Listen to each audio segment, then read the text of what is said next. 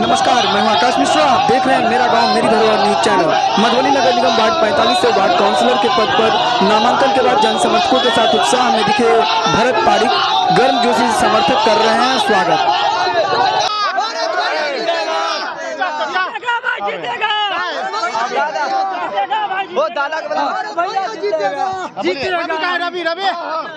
जीतने के बाद प्राथमिकता के तौर पे सबसे पहला कार्य क्या करेंगे? हम जीतने के बाद सबसे पहले अपने जितना युवा भाइयों सब है जो जिस भरोसा से हमको साथ दे रहे हैं, जिस हिसाब से हम जीतेंगे भरपूर काम करेंगे। सबसे पहला काम है मेरा पंचायत भवन लाना उस गांव में।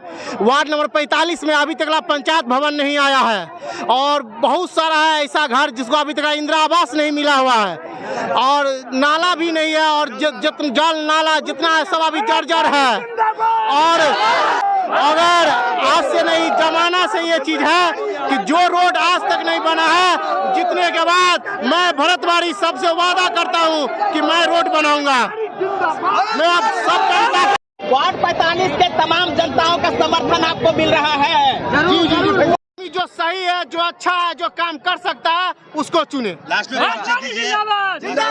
हम जनता से लास्ट में यही कहना चाहते हैं कि जो जिस हिसाब से मेरे नामांकन में आया है सब मिलके हमको वोटिंग करे और उसके बाद जो भी समस्या होगा एक बार सेवा का मौका दे, जो भी समस्या होगा सबका हम निवारण करेंगे।